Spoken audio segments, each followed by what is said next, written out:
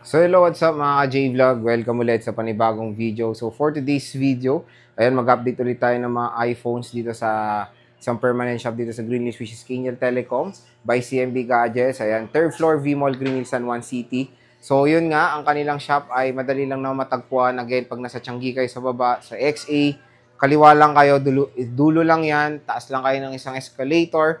And then, pag nandito kayo, makikita nyo elevator, sa harap ng elevator, hanggang dulo, makikita nyo agad ang Kenya Telecom by CMB Gadgets. So yun, itong shop na to ay nag-offer ng mga iba't ibang variety ng mga iPhones. Meron tayong mga pre-love, brand new, na mga gandang condition na second hand of course. Hindi lang iPhone, Samsung, Androids, iPads, MacBooks, at marami pang iba. So sa tablet is iba-iba rin. Meron tayong Androids and iOS na available and including brand new. Meron silang brand new na Xiaomi, brand new na iPad, na 10th gen, iPad mini 7th generation, yung bago Apple A17 Pro chipset.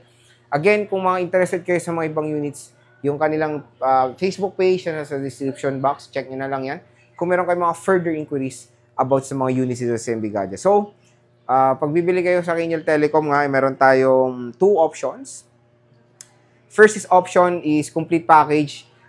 Meron yung gift box, smartwatch, 5 cases, tempered glass. Basic package is gift box na upgraded na yung kanilang basic package. And mga ka-J-Vlog, meron tayong 2 cases doon. Tapos, pag bumili pa kayo dito, kasama po kayo sa kanilang paraffle na magaganap ngayong December 2024. So again, itong CMB ay Kingel Telecom ay hindi to lumilipat, permanent shop talaga to. So hindi kayo mag-aalala. Kunyari pag hanapin sila every month. So nandito lang sila, kaya huwag kayo mag-aalala na mahihirapan kayong hanapin ang Kingel Telecom. So game. Ang topic natin is mga Pro Max version ng iPhone. So dito tayo sa mura na ngayon, which is the iPhone 11 Pro Max na still reliable pa rin, upgraded pa rin ng iOS 18, powered ng Apple A13 Bionic chip. So bilhin magkano 64GB na iPhone 11? iPhone 11 Pro Max pala. 20,500 na lang mga ka-J-Vlog ang 64GB na iPhone 11 na puro black po available. Pero meron tayong 19,500 for the basic package. Less cashback pa po yan. So ito yung mga available nila. Kung makikita nyo yung mga battery health is nasa 80 plus na lang, which is acceptable na yan sa edad na itong smartphone na to. 85, 84. Okay na okay yan mga ka-J-Vlog. Dahil 5 years na rin itong 11 Pro Max. So very affordable na lang. 256 bilhin magkano? Yung 256 nito is 22,500, 21,500 for the basic package. Ayan siya. iPhone 11 Pro Max. Sobrang ganda pa nito gamitin. Upgraded pa rin sa iOS 18 and possible din sa iOS 19 of course. Ayan siya. Triple rear camera setup. Ayan o. Ganda. Ito 256 sila, 86% battery health. Color gold and meron tayong black. Puro black ang nila, stock nila. Meron tayong 83. Screenshot nyo na to kung gusto nyo. 64. Tapos meron tayong 256. Screenshot nyo na kung may interest. Gusto nyo dito, interested kayo. Ayan. 11 Pro Max. Meron tayong 12 Pro Max. Ito yung first ever 5G smartphone ni Apple. So Apple A14 Bionic chip with LiDAR scanner, triple rear camera system, 5G connectivity redesign, bigger screen, 6.7 inches. Belen, magkano 12 Pro Max?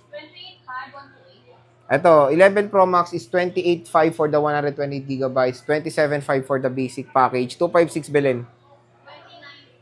So, 256 is 29,500, 28,500 for the basic package. So, 12 Pro Max ay napakamura na lang po dito sa Green Hills. At syempre, napakabilis pa rin netong smartphone na to. Sobrang legit pa rin gamitin neto. Meron tayong Pacific 94%, Space Gray na 84%. So, bisita na po kayo sa permanent shop nila. Meron tayo dito 100% battery health na color gold na iPhone 12 Pro Max. Napakakinis. Free 3U tools naman dito kung nagda-doubt kayo. And meron pa tayo sa ditong Pacific na 94% battery health. So, ito mga J-Vlog, itong 12 Pro Max is napakatagal pa itong pwede magamit. So, very affordable na lang. Naalala ko ito nung lumabas to sa market, nasa 70 plus. So, very expensive. Pero ngayon is very affordable na lang po. ang iPhone 12 Pro Max. Again, ito ay isa pa rin powerful smartphone na pwede pa rin tayo makapaglaro ng mga modern games today. Even Genshin Impact is playable sa 12 Pro Max. Mobile Legends, COD. Pwede itong pang gaming kasi ang Pro Max po ang pinaka top of the line when it comes sa battery performance ng iPhone. At meron na siyang dito sa LiDAR scanner compared sa 11 Pro Max. So, yun. Upgradable po, of course, sa iOS 18. Pwede pa natin magamit. Matagal pa itong magagamit.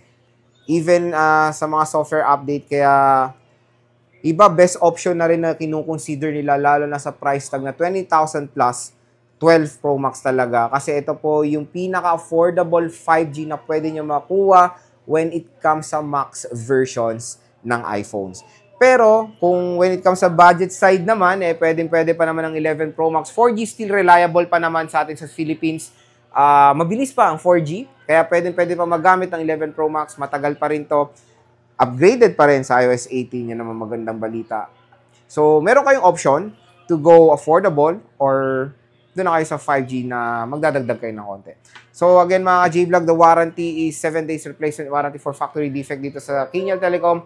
Meron silang 3-month service warranty.